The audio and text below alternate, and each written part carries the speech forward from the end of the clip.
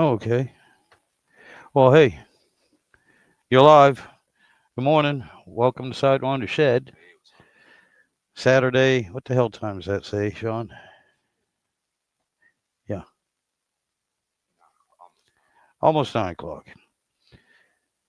Saturday, and today's what, the 15th?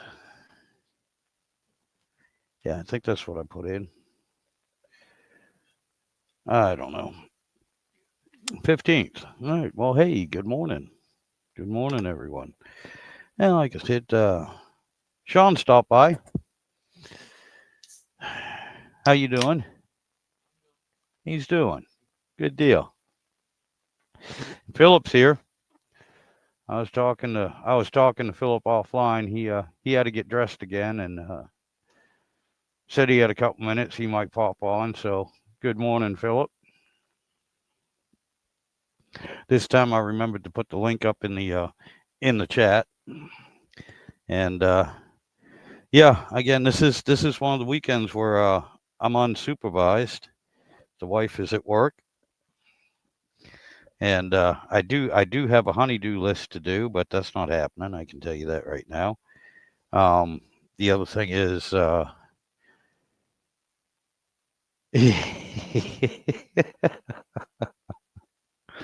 crap, Bugs Bunny is on, but oh yeah, yeah, his mom, Sean's mom was watching Popeye, one of the old black and white one. Oh my God, yeah, that's the good ones. Well, they did go to color because they kept Popeye. They brought Popeye back in the '60s as well. Oh, oh, oh God, Philip, if you keep typing, you're gonna have to. I'm gonna have to put my glasses on.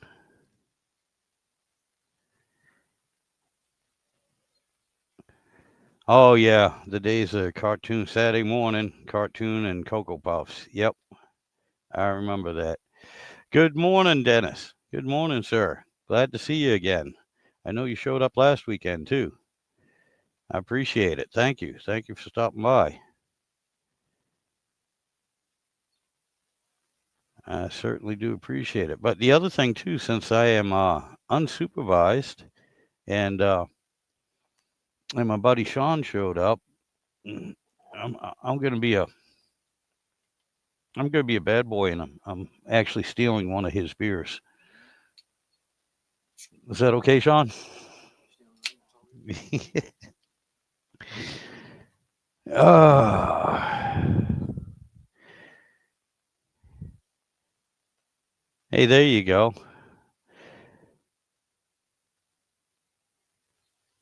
Yeah, I'm glad. I'm glad sometimes your notifications work. It's kind of, you know what? It's probably not your fault. It's my fault. Um. Oh yeah, yeah. It's 5 o'clock somewhere. That's it's one of the deals. I'm working 70 hours a week, and good lord, the time I get home and everything, it just throws my whole schedule off because I get enough time to get home, maybe, and not every night. Maybe get something to eat. I don't always do that, but basically just you know, come in the house, kiss the dog, pet the wife, and go to bed, and get up, rinse, and repeat. But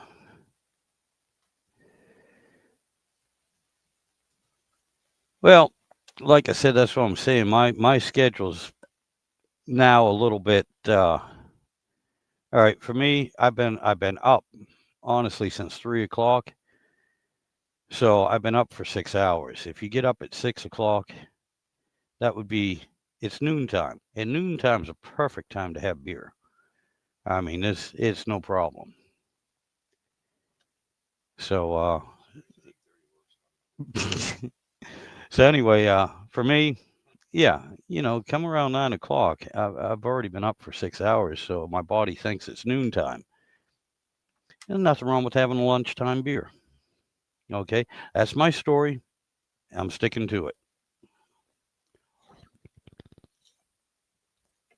So yeah, it's not like I just got up and first thing I want is a beer. I've been up for 6 hours.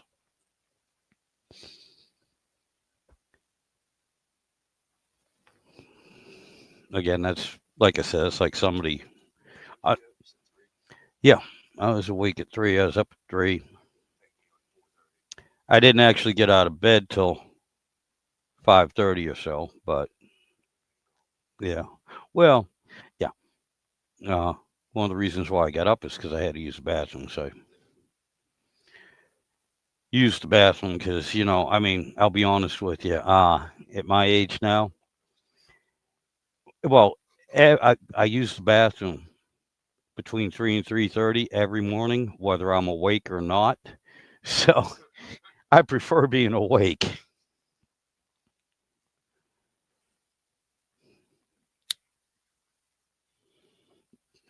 But anyway, yeah, that's my justification.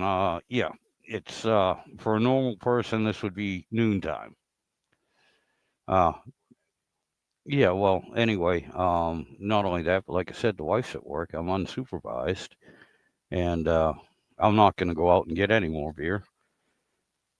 And so, yeah, 1 in the afternoon for me right now. That's good. That'll work.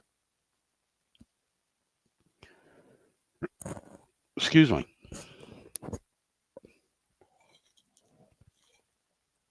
Anyway, after that little tangent, I forgot what the hell I was going to say this morning. I had a plan. I had a plan. For once, I had something I was going to talk about. Now it's gone. Now it's totally gone. What are your plans for today, Sean? No idea yet. Well, you see, well, here's the thing, Sean. This is what happens, and you should know this too. That's usually what happens to us guys when we're single. You get up and you're like, what are you doing? I have no idea. Now, if you're married, your wife has a plan. Yeah, your wife has a plan for you. Now, whether you follow it or agree with it, that's a different story, but there is a plan out there for you. Yeah, I know you've been there. Yep.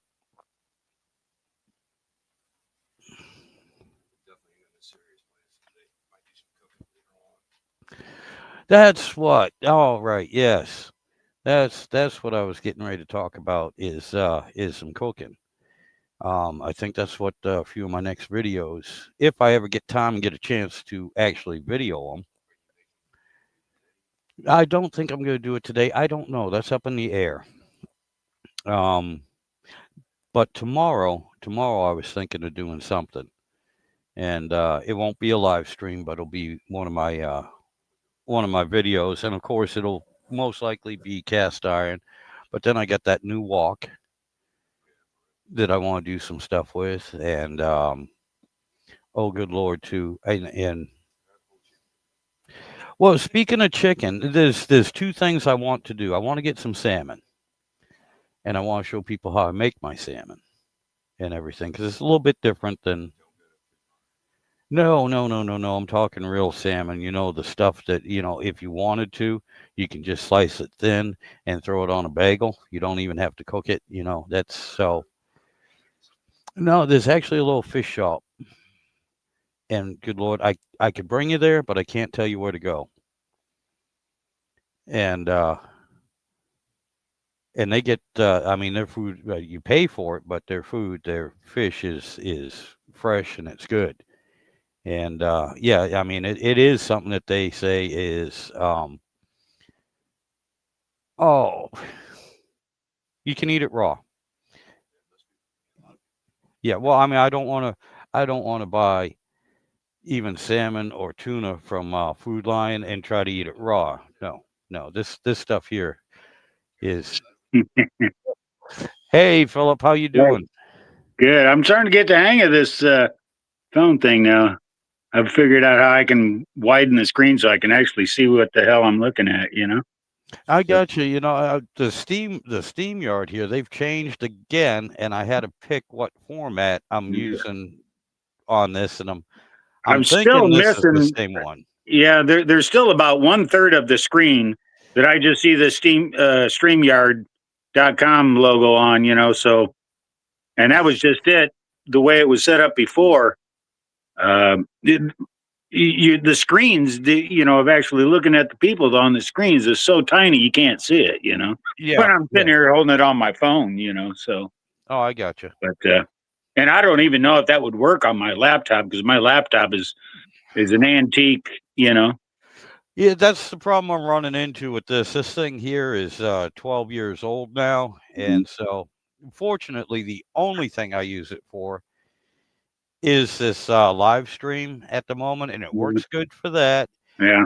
as long as nobody unplugs it or turns it off, Yeah, because then exactly. That's how mine is. I have to reset everything, and it's getting to the point too, because it does the automatic updates, and I'll have a line, I'll have a string of things that not Yeah. compatible, won't do it, Right. can't Right. accept it, and everything. And Yeah. I'm like, well, is it still working?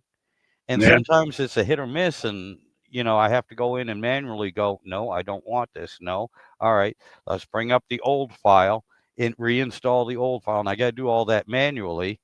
And honest to God, Philip, I'm not that smart, Yeah, so same here. it's a pain in the ass to figure it out sometimes. Yeah, that technology's left me behind, that's for sure. Yeah, and I mean, here's the Let's see if thing, I can do something else with this phone. like I said, back in the 90s, I used to build computers from scratch, and this is before they had the plug and play components. You used to have to program and tell the motherboard and everything the address for each component you put in, and everything about the cards and everything you put in. And I got a feeling you shouldn't have moved your phone, buddy. You froze up. I think I lost you.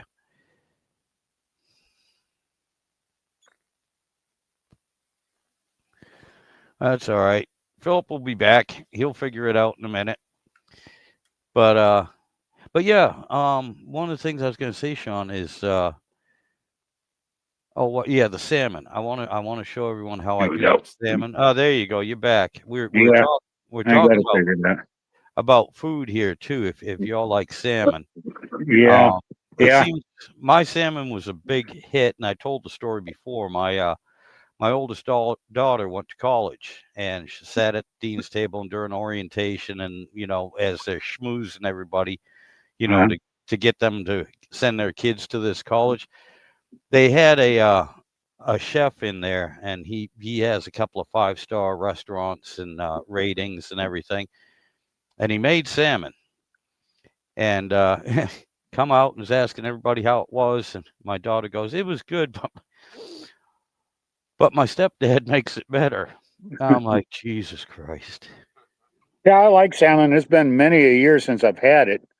I think the last time I had any at all was out of the can, and I was making my mother's recipe of salmon patties, and I was making it for my wife because she likes salmon patties, and it turned out okay. But yeah, that's about it. I'm not big on fish, which is crazy. Being here in Florida, you can't.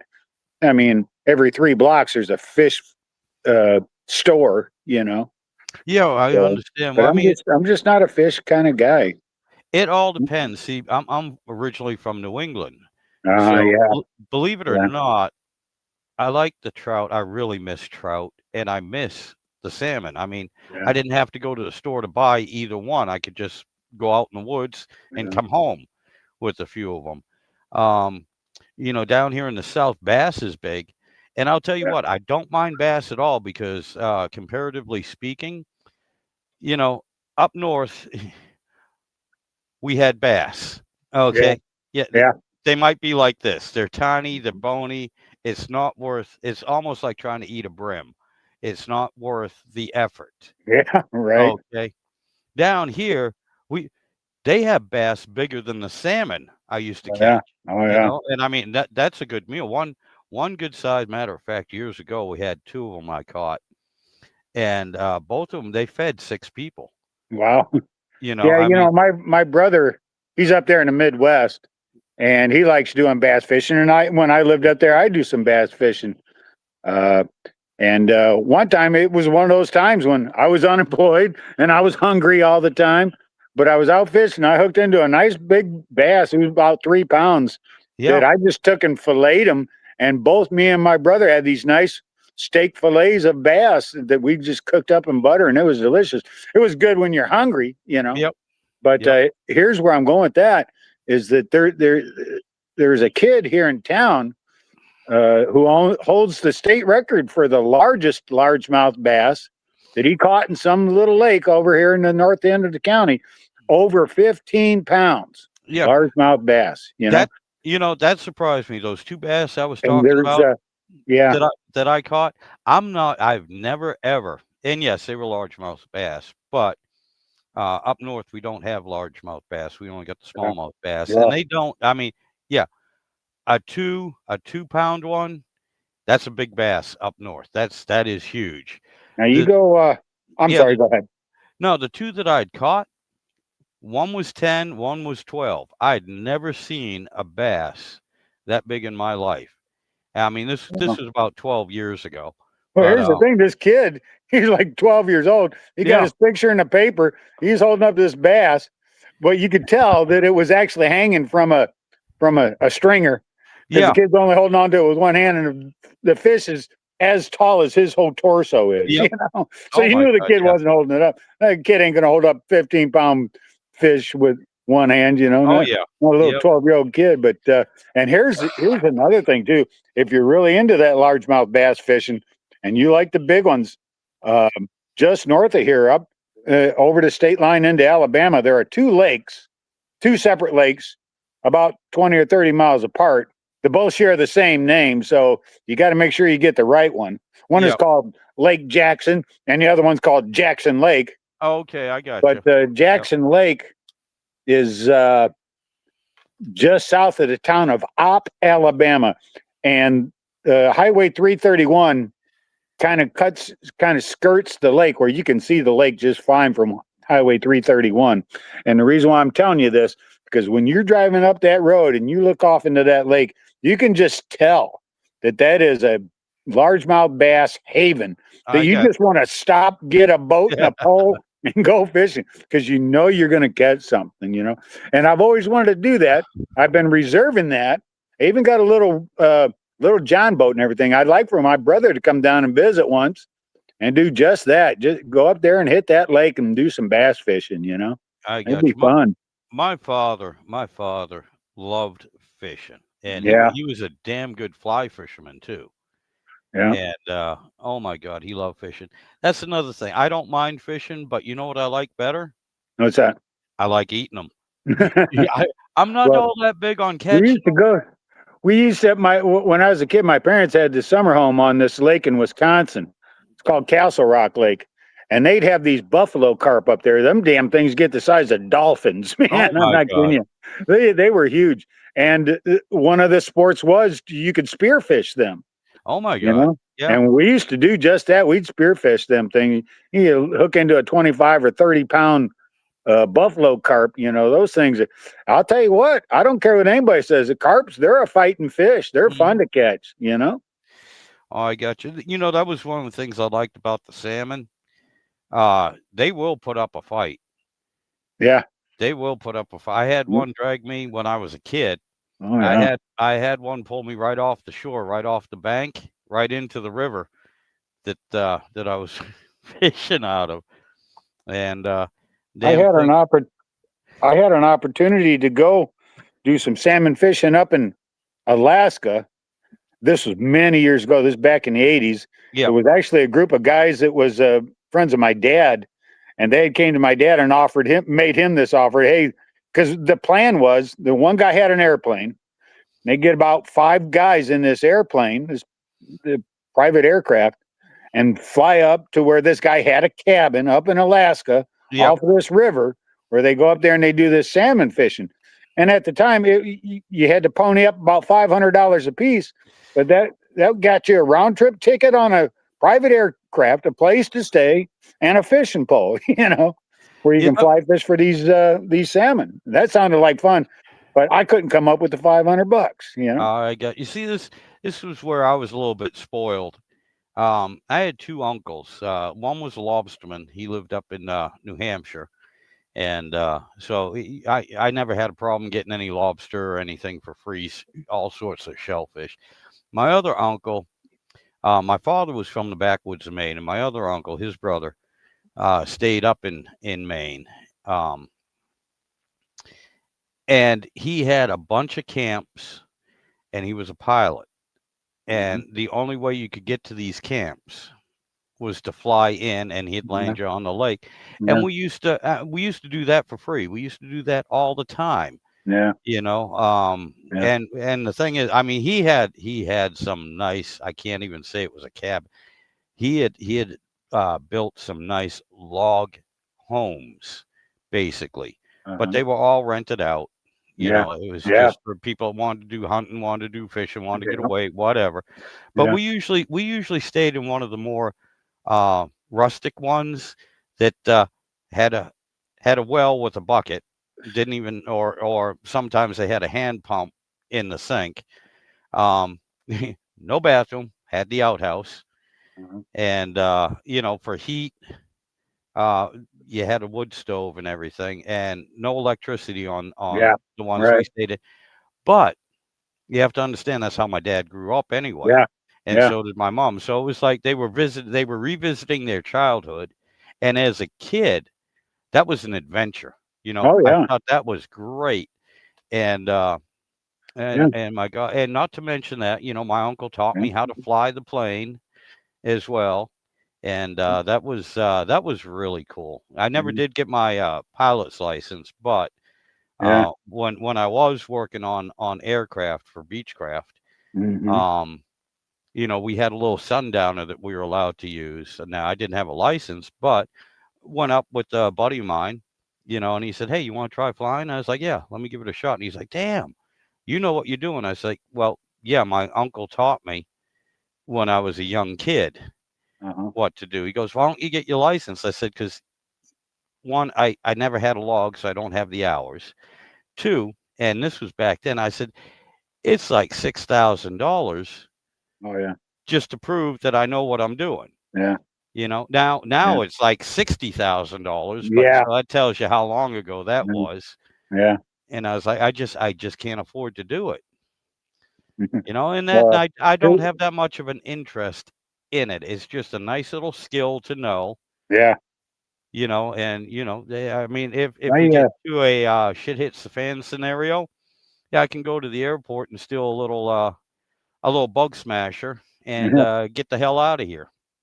I've always had an interest in wanting to learn how to fly. I think I'd be pretty good at it. I can tell that it just comes natural to me, because part of that is having that spatial awareness, and I was always sharp with that when I was younger, and even on these video games, a lot of the video games that I would play were either racing games or flight simulators of some Yeah. sort.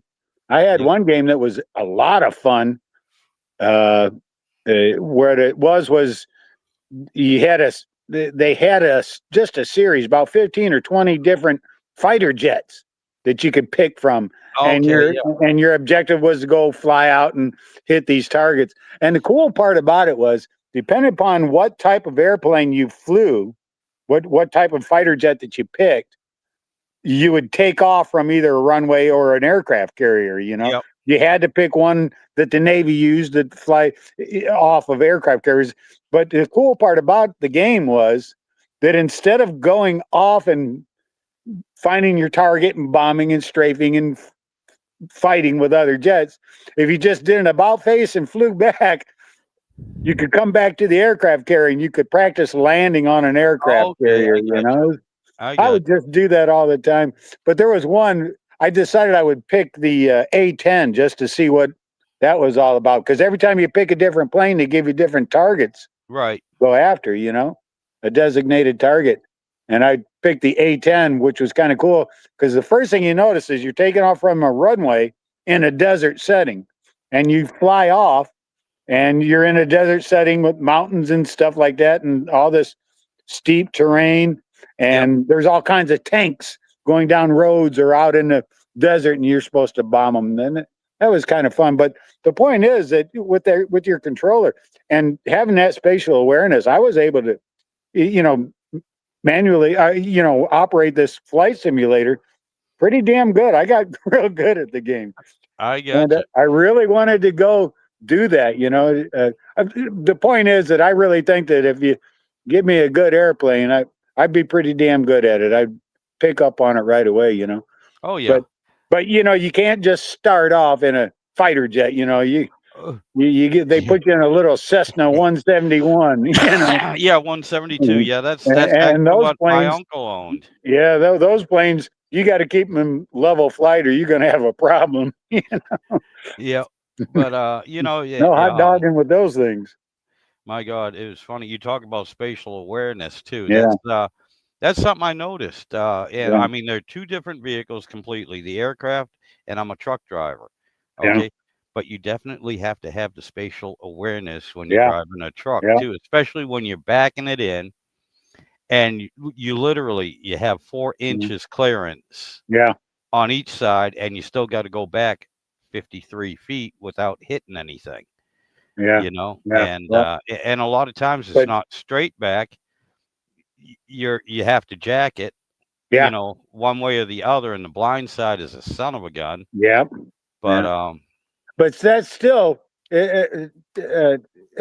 two-dimensional movement. When you mhm. realize that in an airplane, not only can you go forward and left and right, but you can go up and down too. Oh yeah, oh yeah, And that's what's cool.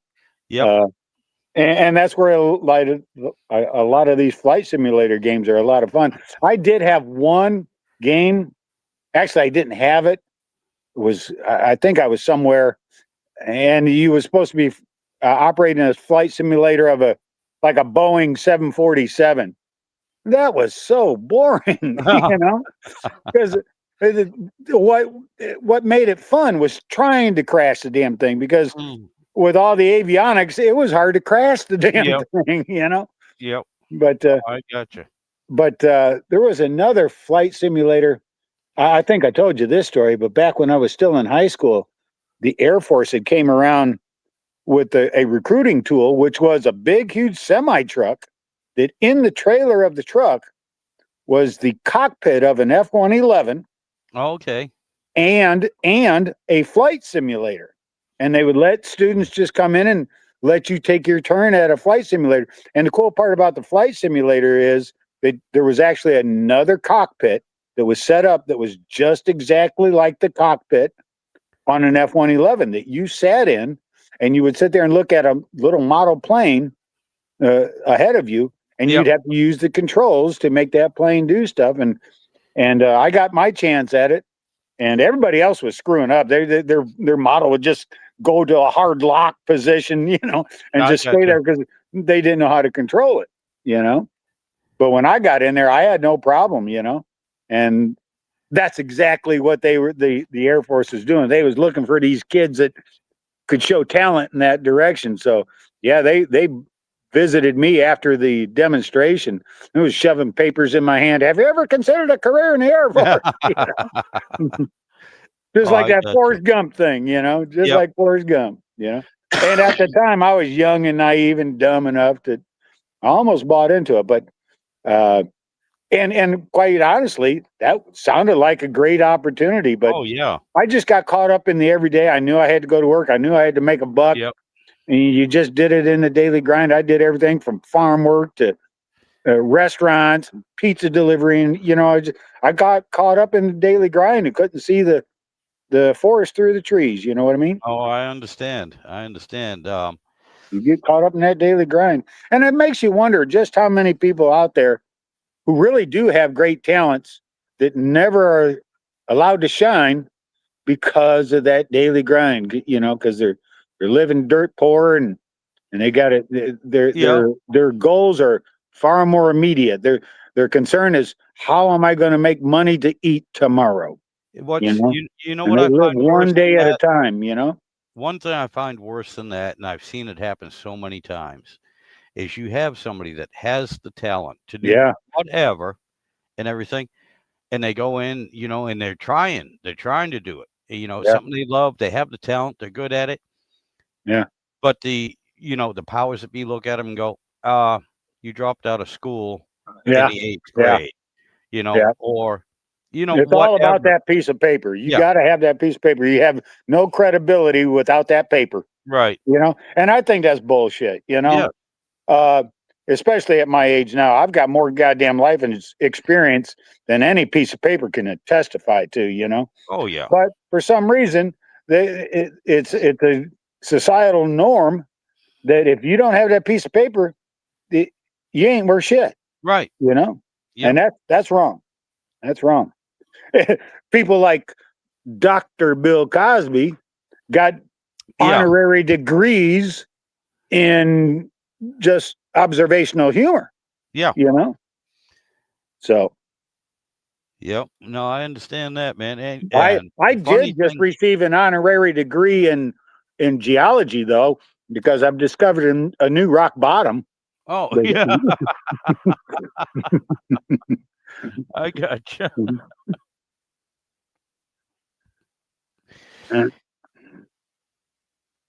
But damn. Hey, anyway, uh, if you don't mind, I want to get back to food. Do you like hot wings? I know you make Oh your own yeah. hot sauce, don't you? Oh yeah. I love it. And as a matter of fact, yeah, I make my own hot sauce and I just made a new batch. And there's a lot more to that story. Here's my problem. When I do hot wings, I like to do up some good fried chicken, Yep. with the breading and everything, and then Oh, I yeah. just smother it in a combination of a particular brand of wing sauce that I add my Tabasco sauce to, uh, in certain proportions to have it just mildly hot or hotter or Right. super hot. But here's the problem: anything with anything deep fried, it just tears my stomach up anymore. Oh, good Lord. I Yeah. the here in Florida, we have the Publix chain of grocery stores, and Yep. they've got the best damn fried chicken you've ever had in your life. Oh, As yeah. well as there's some little country stores out in the country where people are doing their own home recipes of fried chicken. The point is Yep. that you haven't had fried chicken until you've been in this area and had some of the local fried chicken. It's just Right. delicious. There are so many places you can stop off and get the best, most delicious fried chicken you've ever had.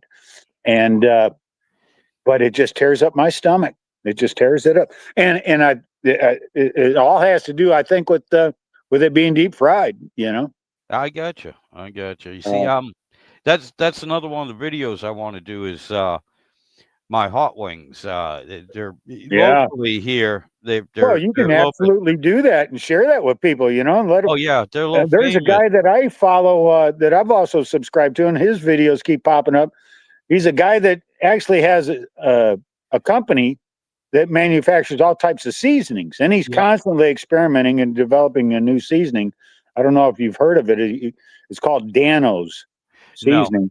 No. Well, you got No. to check No. that out. He's on YouTube. And what I like about how he sells his product is he doesn't just stand there and hold up a product and say, buy my product. What he does is on YouTube is he does recipes. He cooks Right. something using his seasoning and giving you recipes, and everything he does just looks absolutely delicious. And I must have 7 or 10 different Dano seasonings in my kitchen right now, because Oh, okay. it's good stuff. And the purpose of his product was to make either a no salt or low salt Okay. seasoning, you Yep. see, Yep. because in his early videos he explains that he had family members that just can't have any salt, Right. and Right. Right. and salt is one of the primary ingredients in any seasoning of any food. Yep. So it was his mission to try to make seasonings that have no salt in it, kind of like that Mrs. Dash thing. And quite Right. frankly, this guy is just stealing the market away from companies like Mrs. Dash and all the other no salt seasonings, because this guy's just got great stuff. And well, that's all I got to say about that. I If you're got. interested, check it out. Otherwise, yeah, do follow along in those footsteps. Get out there and show your recipes. Show what you do. You'd be surprised how many people would tune in and follow you. Just for recipes. I was watching a recipe for a way to make cinnamon buns, absolutely delicious, and I love it. And except for I'm in fear of the fact that I'll be stepping on toes, I would sit there and shoot a video of making these cinnamon buns. Oh, I But gotcha. uh, I but gotcha. yeah, it's just fantastic. Oh my God. You can make a cinnamon bun that is to die for with this recipe. And it consists of using heavy whipping cream, extra cinnamon, mixed in with brown sugar. And then you got to make your own icing, which is simply nothing more than using confectioner's sugar and a dash of vanilla flavoring and a dash of milk. Right. Yep. But you can take a little tiny cinnamon roll, only about this big, and when you do this recipe, as you follow it, these things swell up, become big, old, huge, Oh, giant, yeah. delicious cinnamon rolls. They're Yep. just so moist and it's to die for, you know. Well, I got you. Well, I mean, 3 things that I want to do, and I want to do them shortly here. I really want to try and get them done, at least a couple of them before Thanksgiving, and one of the biggest ones is deviled eggs. Oh I yeah, I love deviled love eggs. deviled eggs, but and here I thought for years I was being innovative because I had a little bit of horseradish Oh into the mix. yeah, Okay. just a dash of horseradish would be great. Oh, it is. It's unbelievable. Mix a It's little bit good. of that in with your mustard.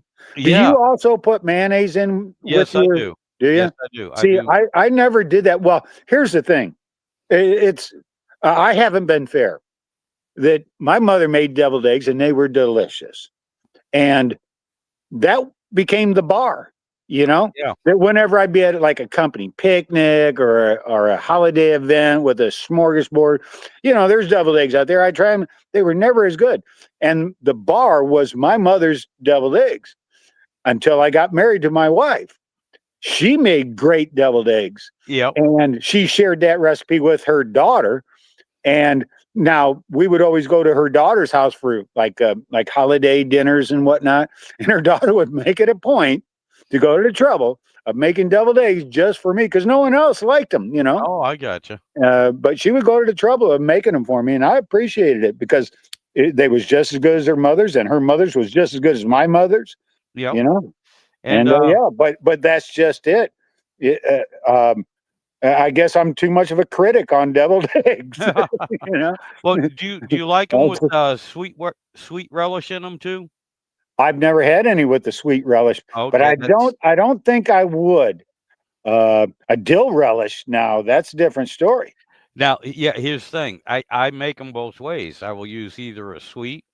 Usually, I'll make a couple batches, Yeah, and some will be have the sweet relish in it. That's my preference, but I know a lot of people mm, like you yeah. that don't care for the sweet Well, I relish. know that my But I mother, when she made it, she'd only use the mustard. There wouldn't be no mayonnaise, no nothing else in it except paprika, and that oh would yeah, just be sprinkled on the top. yep. You know, but there was something that she would do with the yolk that made it extra creamy. I don't know. Maybe she was putting the mayonnaise in with the yolks. I don't know.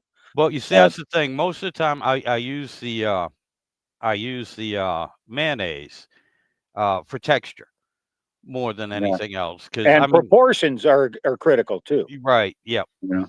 But but yeah, that's the thing. I prefer the sweet relish, but I know some people they love the dill relish. I Yeah, like them yeah, both. I like them yeah. both, but I prefer the sweet relish.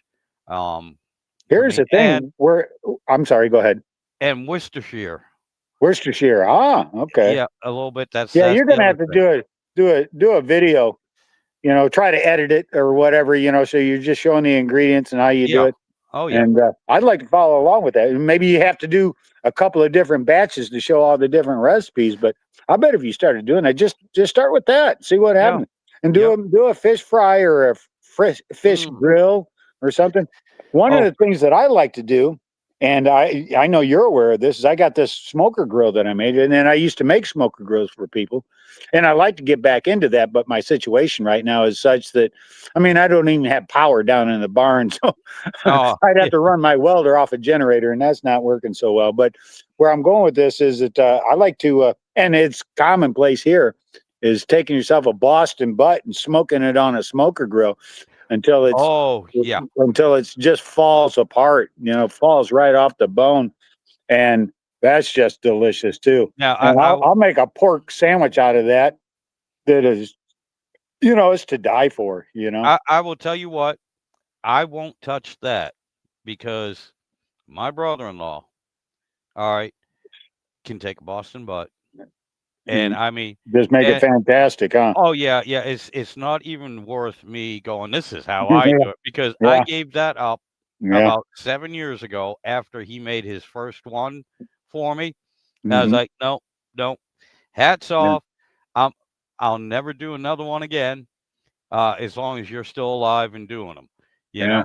know?" But I would like to, yeah, that would be a good video to watch him do it, you know what I'm Yeah, saying? And yeah, go with the way he does it too, and yeah. be oh, good lord, because look, he's even made them where, for, pulled pork and everything, I'm like, "No, no, do not put any barbecue on it." Well, the only reason You why I know? started doing that was because, well, I mean, around here, guys are making their own smoker grills out of just about damn anything. Yep. And so I thought I'd pick up on it. And I'd grab old water heater tanks and propane tanks and cut them up and weld them up. And I could do it so cheap because there was guys out here making smoker grills and they're charging $2,000 and $3,000 for it. Oh I'm my like, god, well, yeah. hell, I can do that for $200 or $300. Yep. So that was, and I had a pile of scrap metal. And I could just the stand that my smoker grill's made out of is out of old bed frame that you find people throwing out in the trash, and water heaters are lining up the road. Around here, Oh, people yeah. know that if you got anything metal, just put it out by the road. Some scrap metaler will come along and pick it up. And but anyway, that's what it was all about, was trying to sell smoker grills. Yep. And I would cook a Boston butt on the smoker grill just to be trying to sell the grills. Oh, yeah. I'd set up on the side of the road and run a smoker grill and free food. Yeah. And Yep. as they come along and try my free food, I'd give the sales pitch about how I can make them a smoker grill and that kind of stuff. And my son-in-law, he really picked up on it and took off with it. He was actually doing real well, getting all kinds of orders for making smoker grills, and he picked that up from me. I You know, got you. he saw what I was doing. He's like, and he just took it to the next level. Right, right. And he actually invested in a big, huge welding machine that could do all kinds of stuff.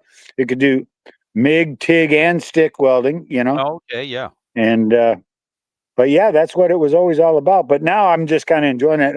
As a matter of fact, I just bought myself another Boston butt.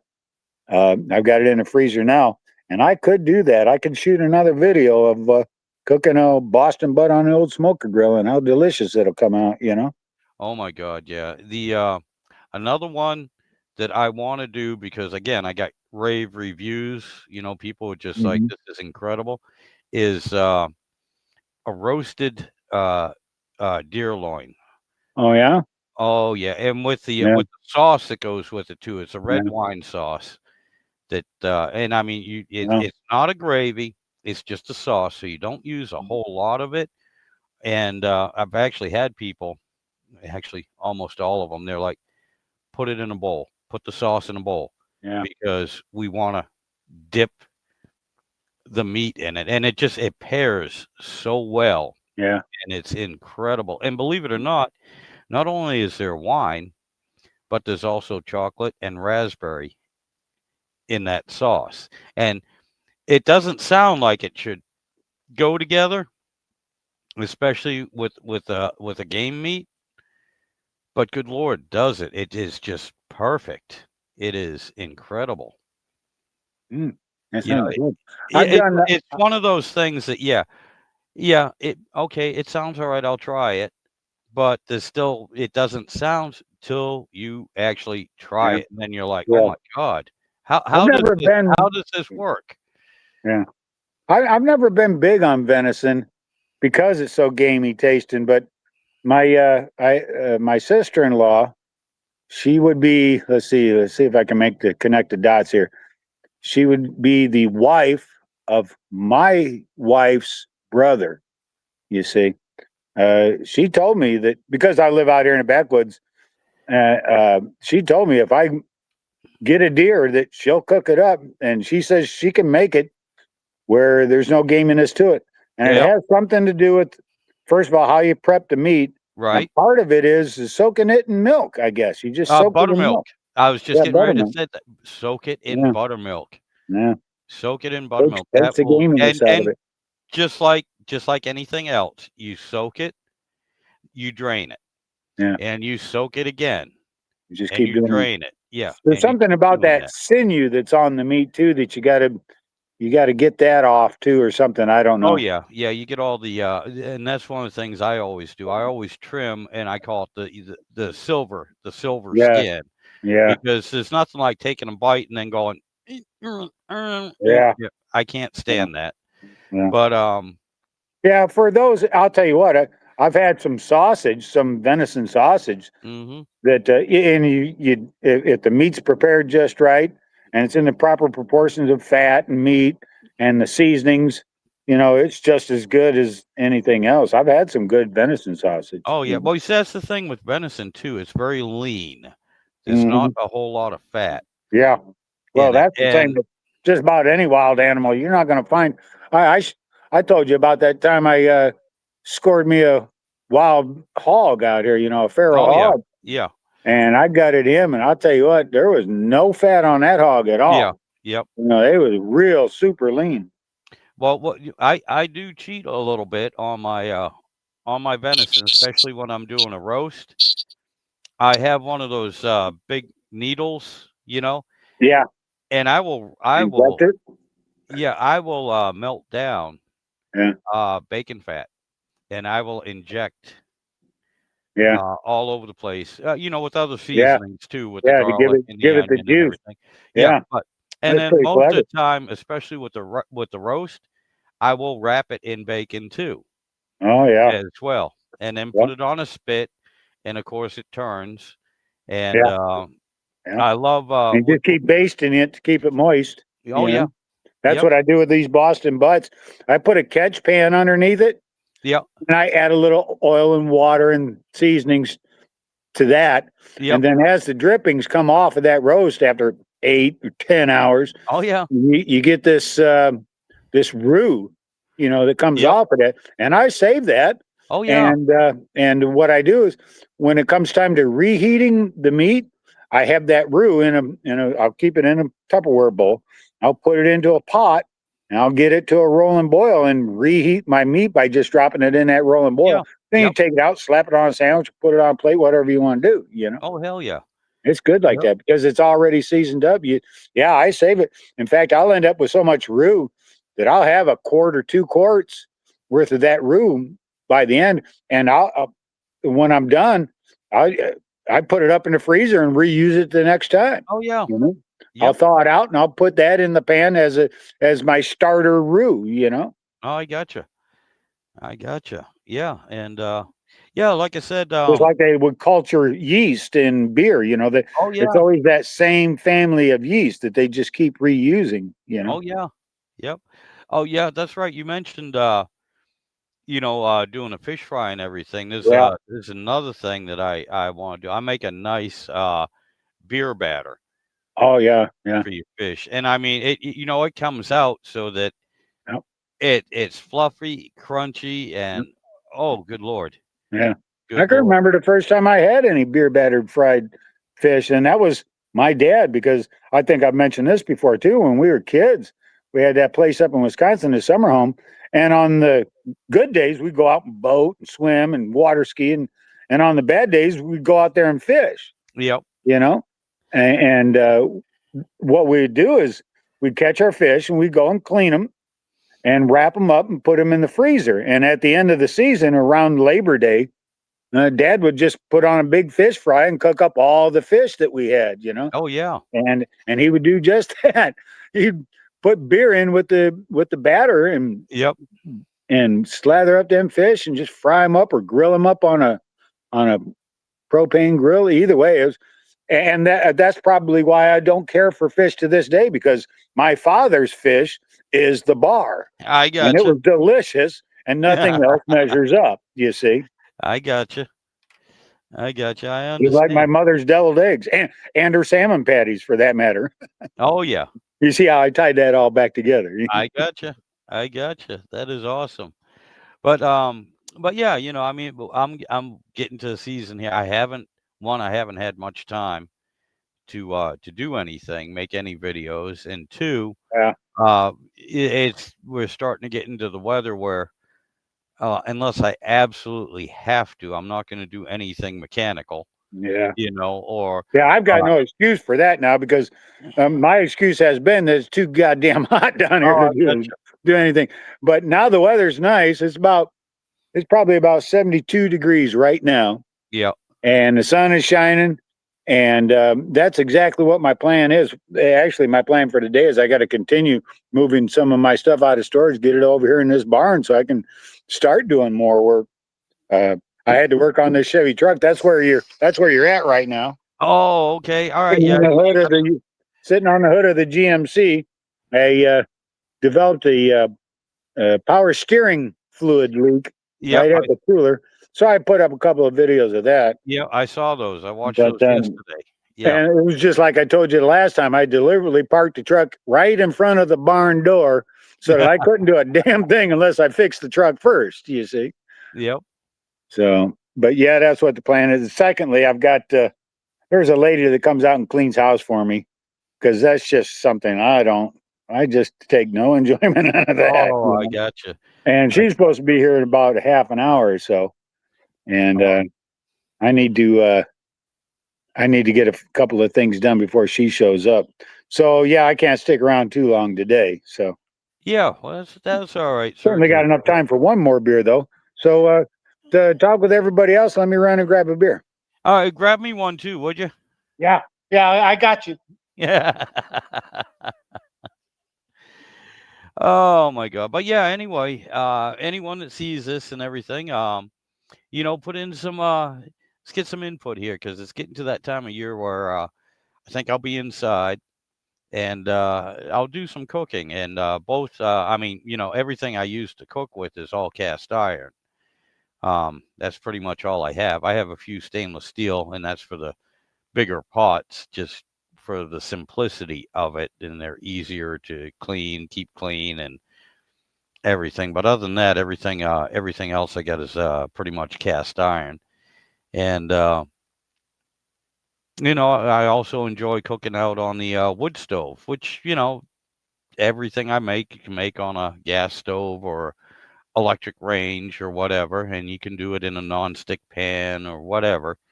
But I just enjoy using the cast iron. I don't know anything any different. That's what I grew up with.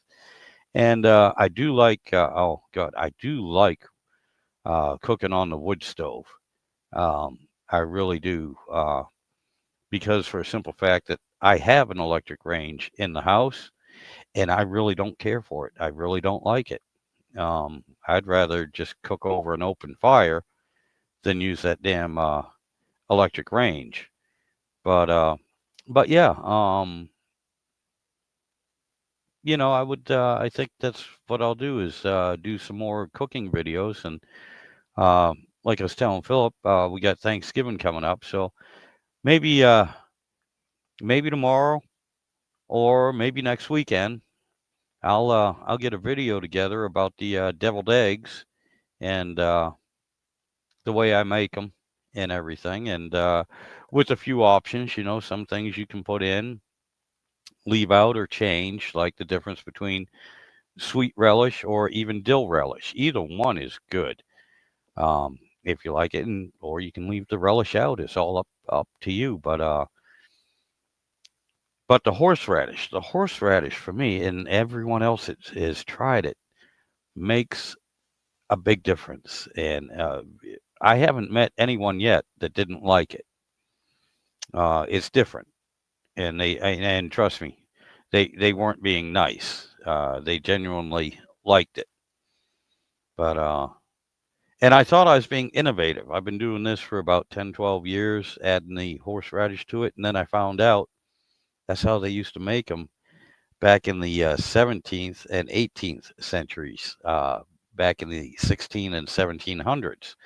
Um, their equivalent of a horseradish, they used to add it to it. I thought I was being innovative, but I wasn't. I rediscovered an old recipe. I was talking about the deviled eggs, Philip. I didn't know if you could hear me, but like I said, I add the horseradish to it. I thought I was being innovative. Yeah. Well, come to find out, that's what they used to add to them back in the 16 and 1700s. It's just for some reason we got away from it. I'd like to tell you this story is the first time I ever had horseradish. There was this old guy that lived in our neighborhood when I was a kid growing up. I was probably 12 or 13 then. And he had a garden going. This old man did everything for himself. And he was also into those old cars. He had an old 32 Plymouth, and he also had an old Ford Model T that he was restoring. The Plymouth was already restored and great, but he did a lot of gardening. And he planted some horseradishes, and he ended up with more horseradish than he knew what to deal with. So Oh God, yeah. he'd always be bringing stuff over to the house from his garden, no matter what it was. But he had this horseradish, and my mother didn't even know how to prepare it. But so he showed her that essentially all you got to do is you just wash it, scrub it real good, and then just start grating it, you Yep. know? Yep. And my mother started doing that, and it was so hot, that she had to stop. Yep. And I just happened to been the kid closest to her, so I had to be the one to take over. And I'm sitting there grating that horseradish, and it was just it. It would burn your eyes and your Oh nose yeah. and Yeah. everything. But of course, I couldn't help myself. I just had to taste it, and it was like wham! It's like Oh my it's God, like yeah. someone punching you in the face. Your sinuses just Yep. swell up,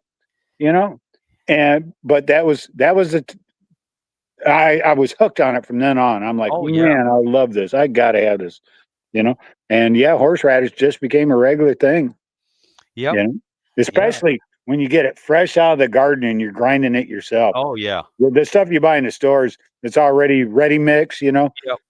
There's one particular brand that I like to buy. It's a German brand that's made in Germany and it's shipped over here, but it's commercially available. You can get it in the Walmarts and the Publix and the Krogers and whatever, Oh, yeah.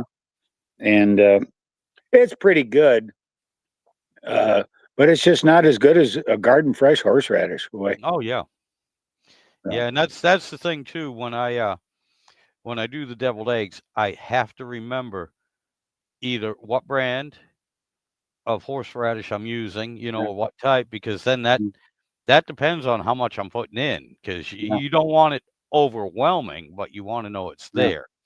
If And the you last don't want overwhelming, then you can't use garden fresh horseradish. no, no, Because that stuff will kill you. what you can do is you can dip the spoon in and then mix everything up. Yeah. Don't Yeah. don't put Yeah, the just extra get a little bit of the horseradish in there. juice. Yeah, just get the juice on the spoon Yeah. and use that spoon to stir everything. Yeah, I Yeah. know exactly what And you're just talking like a Bugs Bunny cartoon, when you pull the spoon out, the spoon part is gone. It's Right. dissolved away. Yep.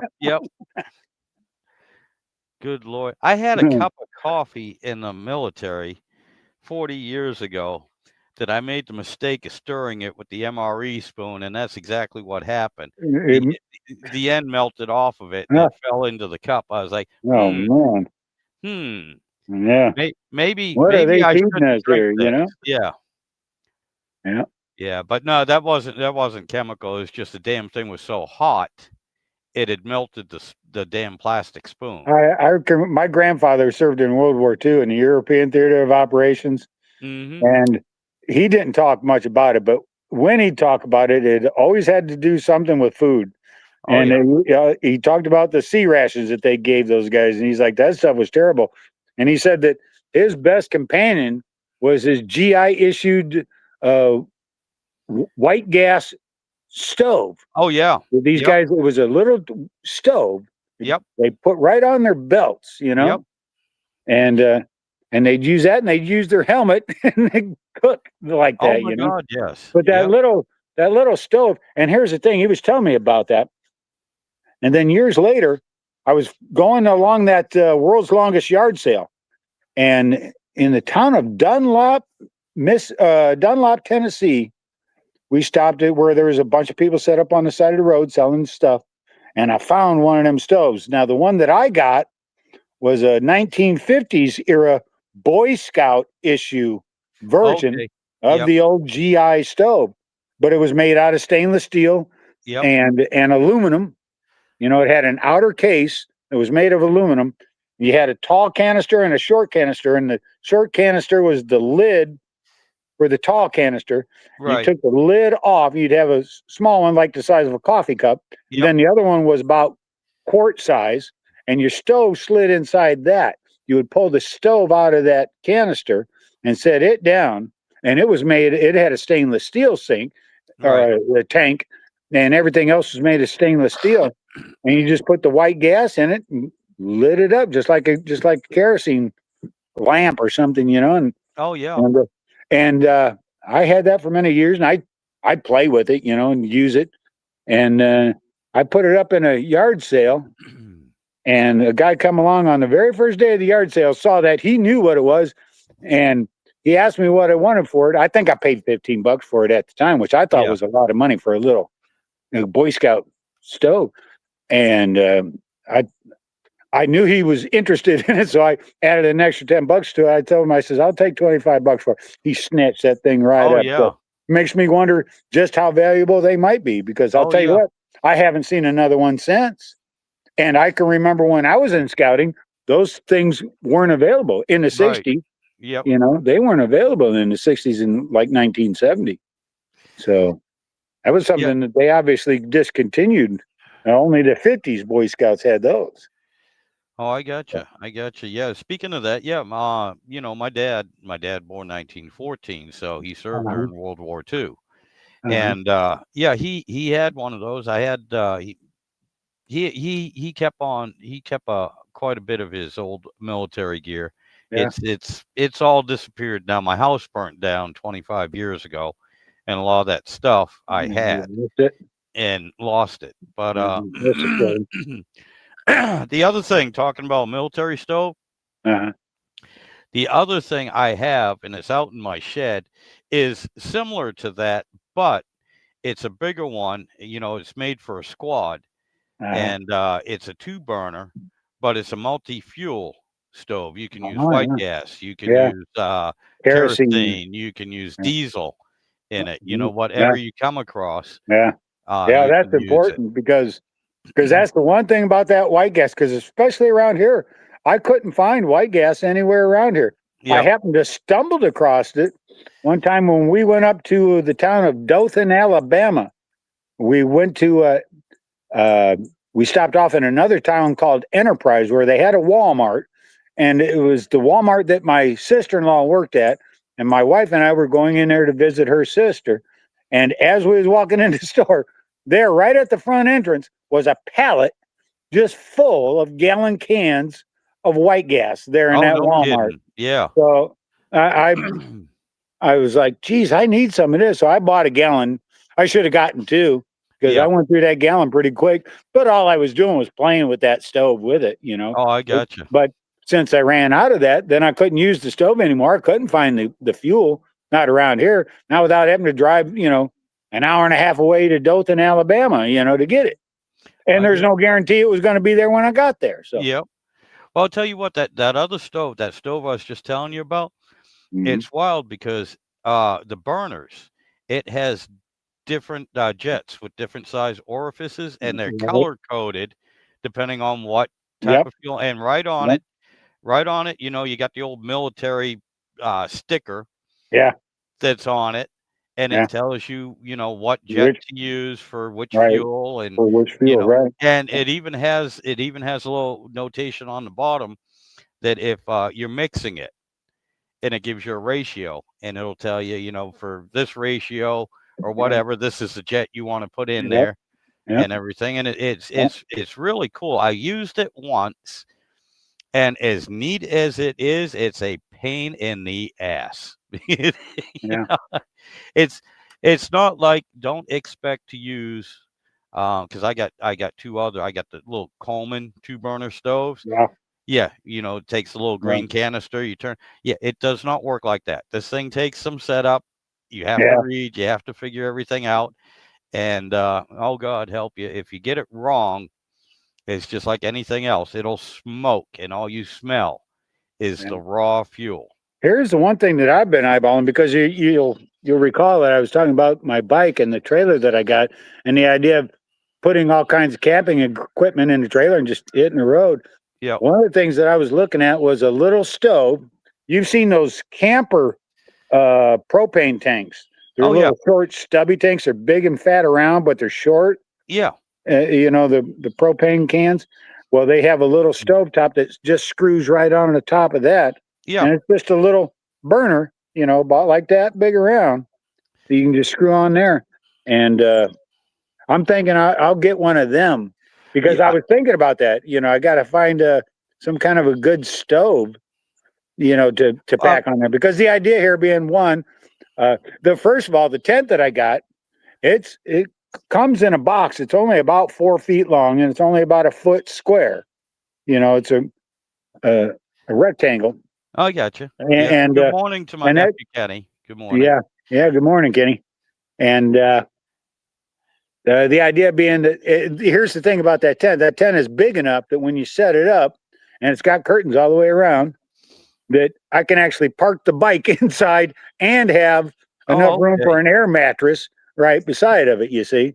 Yep. So you can actually be in the bike can be in the tent with you, so you can keep an eye on it no matter where you go. But you want to be able to be set up to be able to cook yourself, do a little coffee, you know, make yourself a pot of coffee, cook yourself a couple of eggs and bacon and toast, you know, whatever. And then you pack it all up and you hit the road. The point is to have in that little trailer everything you need to just go from campsite to campsite and travel around, you know? Oh, that's for sure. And I'll tell you what, Philip, those little stoves, they're awesome. I have 2 of Yeah. them. The exact same thing you're talking about. I keep them in my backpack. That's Yeah. how small they Yeah. can be. Yeah. I keep them in the backpack, without the fuel. Without the Yeah. fuel. I keep the Yeah. fuel separate. But, Yeah. you know, when I get ready to go, that's easy enough to do. Well, and that was one of my thoughts. First of all, the bike's got both a trunk and saddlebags on it. Yep. So you got that. But the idea is all the camping gear goes in the trailer. Right. And then for clothing, I can have a backpack. I ride with a backpack on, you know? Oh, yeah. Yeah. And between that and the saddlebags and the trunk, you'd have everything you need. I've also Exactly. I have a hazmat suit that would be ideal as a rain suit if you're caught on a bike in the rain, you know? Yep. Same here, Yeah. because, you know, I hold hazmat for years. Yeah. So did my nephew Kenny.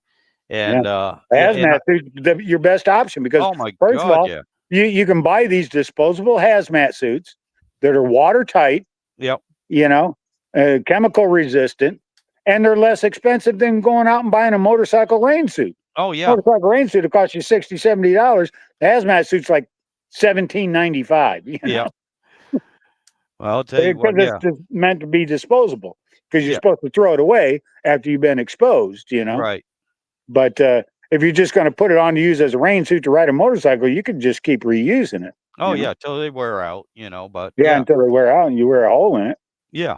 Yeah, and watch out for the exhaust, you know, I mean, depending how it's routed is, Speaking of exhaust, here was something that was super disappointing that I discovered yesterday morning. I went down to the barn and would start up the bike to get the engine warmed up and everything.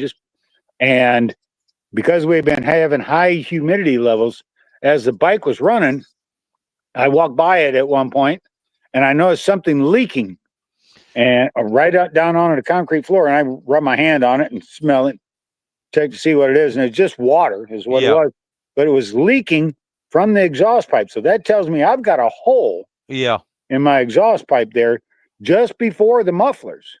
So that's not good. No, that's So I got to take a look at that. I mean, if the hole's big enough for water to drip out of, the condensation, what it is, it was condensation that it built up inside the exhaust system from the high humidity of the overnight. And then starting it up in the morning, that pressurizing that exhaust pipe was enough to force that condensation out. All I got to say is, one, I hope that inner pipe is made out of stainless steel, or I'm going to be replacing the whole damn exhaust. But either way, I know I've got a hole in it. But, you know, at the same time, you're thinking, well, it's a motorcycle, you know? Does it really matter if you got an exhaust leak on a motorcycle? You know, it's not like you're enclosed in a cage where you got to worry about carbon monoxide coming up in your face, you know? No, the only So, time but that bothers you is if you're sitting at a light, it might come up and get you. yeah, but so I'm not too worried about it. But it is disappointing to make that discovery, you know. Oh yeah. So, but listen, I'm going to have to get off of here. I All got right, things buddy. I got to do. I got somebody's going to show up here in just a little bit, and then I've got to get on with my day. So, I got you. Well, it was good talking to you. I'm glad you hopped on for a little bit. yeah. That was Well, awesome. it's always Yeah. fun. It's always fun to just shoot the shit about all kinds of different stuff. I Oh like yeah. the theme of this one too. We seem to have been stuck on a lot of cooking stuff today, which was a lot of fun. Yeah. Yeah. So, Like I said, I want to do a few things. I'm going to try and get at least one video out hmm before yeah, Thanksgiving. yeah. And yeah, I think I'll start with the deviled eggs There you go. I got There the you go. eggs. I got everything for it right now. And I'll try to see what I can do to put something up. Maybe I'll put up that recipe on the cinnamon buns. Oh yeah, 'Cause that'd I'll be tell you good. what, that's great. And then, and I am gonna smoke a Boston butt here. I just love that stuff. Putting Oh either yeah. a pork roast or a beef roast on there, Yeah, and then my I nephew. make sandwiches out of them that it just are to die for. You know, My as a nephew. matter of fact, I have on my YouTube channel there. If you dig deep enough, go back a year and a half, you can see where I'm got a short video on a I can't remember if it's a pork sandwich or if it's a beef sandwich as to how I make it and toast it in the oven with melted mozzarella cheese and hot peppers and stuff. It's just Oh yeah. yeah, it's good. Yeah. It's good. And if you see the video, you can see the sandwich even looks good, you know. Because that's the thing about cooking food. You can make food that's delicious, but if it don't look good, presentation is where I'm going with this. Oh, I gotcha. Presentation is everything. It's got to look good Yeah, in order to be good, you know. I got. Matter of fact, you can make food that tastes terrible, but if it looks good, people will still eat it. Oh yeah, yeah, no kidding. But speaking of the Boston butt, like I said, I told you I stay away from that now. Yeah, But my nephew Kenny and my yeah, brother-in-law John, both of them, oh, yeah. Because they got it they mastered, have right? yeah, and they have a competition between the Yeah, two of them. You yeah, know. yeah. Let them have that. You stay out of that one, right? Yeah, no, that is fine because I Yeah. enjoy eating more than I enjoy cooking. So I Right, mean, exactly. hey, when I get them two together and they're doing a Boston butt head butt, Yeah, I'm like, go for it. yeah, Go for it. I have no problem with it. You guys sure. have fun. I'll just, I'll eat both of them. Yeah, It right. don't matter. Okay, well, listen, I got to get off of here. All right, Uh, buddy. You have yourself a good weekend. all And right. I don't know if I get a wild hair across my ass, I might be on tomorrow too. But I'll give Okay, you a heads up. if you pop on and I get the notice, so and I ain't doing nothing, I'll join you. All right, that'll work. All right. That'll work. All right, buddy. You take care. All right. We'll see you later. All right.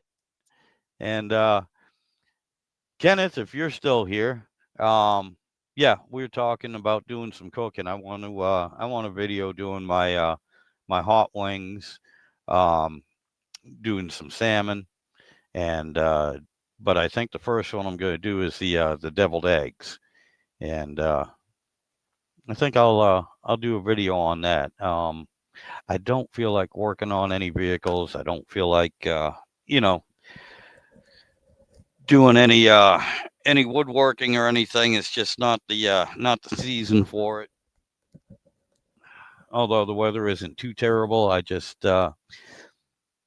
we're getting close to Thanksgiving, so I think I might do some cooking videos and see how that goes. Um, Also, I got that new big wok that I use outside, and maybe I'll do something with that too. But oh, okay, awesome, awesome. Yeah, that'll be great. And so yeah, I'm gonna definitely have some stuffed mushrooms as well. That'd be another good video. Um, Making some stuffed mushrooms and good Lord, if I remember and I get time, I know I would like to maybe do a little bit of venison as well um, for Thanksgiving. But we'll see. We'll see how it goes. I don't. I don't have the money for lamb or anything like that, so I don't think I'll go too crazy, although I do love lamb. Good Lord, I love lamb. But we'll see what we can do with maybe some venison and stuff. And yes, I know. I got to figure out something for Nina. Um, oh, I know what. Yeah, she's vegetarian, so yeah, I'll cook up some chicken for her instead of turkey. Yeah, that'll work, right? But anyway, yeah. We'll of course, have all the trimmings and everything. The taters, the stuffing, stuffed mushrooms, uh, deviled eggs. I'll make sure we get a bunch of those, all that. Um,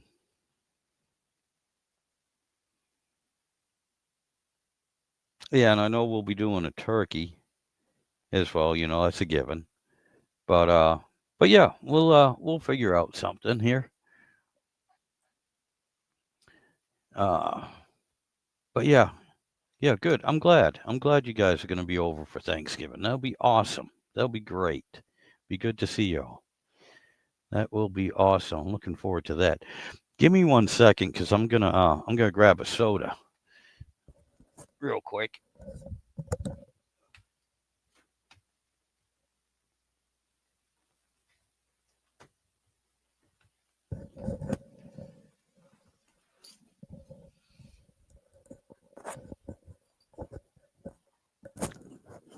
Saw Dr. Pepper laying in the fridge out here, and there we go. Ah, ooh, that's cold. That's the nice thing about that fridge. All right. Oh yeah, no problem. I'll get that figured out off the top of my head right now. I'm not sure, but let's see. You can bring Nina. Bring yourself, and other than that, I'll let you know what else you can bring, and not to worry. Ooh, you know what I'm thinking? Because I always forget. Maybe some pies. Something for dessert. Because I always forget about that. I focus so much on the actual dinner food and stuff. A lot of times I'll forget. Uh, about dessert. So yeah. So maybe if you don't mind, well, I'll have you grab a couple pies. Oh yeah, soda too. Yeah, that's the other thing I forget, because I'm more interested in the beer and wine. But yeah, I guess soda would be okay too.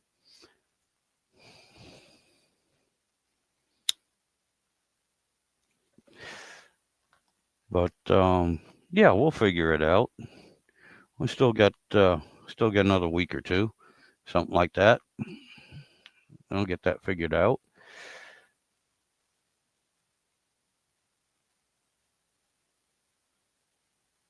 But yeah. Anyway, yeah. I just let's see. I've been on here for an hour and 20, and I know you just popped on, Kenny, and I don't mean to be rude, but yeah, I've been on for a little while, and I'm running out of things to say now. Like I said, when I first hopped on, I forgot Sean showed up, and I totally forgot what I was going to talk about. Then Philip showed up, and then I remembered I was going to talk about food and everything else, and kind of put out there some plans I got for some videos for while the weather is not conducive to being outside, and unless I have to actually work on something mechanical, I really don't want to. And oh, okay, weed's going to be up in Long Island. Okay, that's fine. That's cool. Ooh, y- personally, all right, hold on. Why'd that pop up? Hold on. Personally, what flavor cobbler? I actually like apple. That's me. I like apple cobbler. Peach cobbler is fine too, but I like apple. Um, I have no problem with that. And But anyway, yeah, like I was saying, yeah, I think we'll do some cooking videos, and maybe some out in the shed on the wood stove with the cast iron and everything. Those seem to do pretty good, and they're interesting. They're interesting to watch anyway, because it's a little different than just doing it on your stove. And not only that, but I hate this electric range. I hate cooking on that thing. I prefer the gas range or even the wood stove. I like the wood stove a whole lot better. But alrighty, I am going to let you go, Kenny, and I appreciate you stopping by, buddy. That was awesome. It's good to see you. Um, but anyway, yeah, I'm going to do the same thing. I'm going to end this now. I might be on tomorrow. We'll see how it goes. And y'all have yourselves a good weekend. Be safe and enjoy yourselves. Y'all take care. We'll catch you maybe tomorrow. If not, I'll try and get on next week. We'll see y'all later.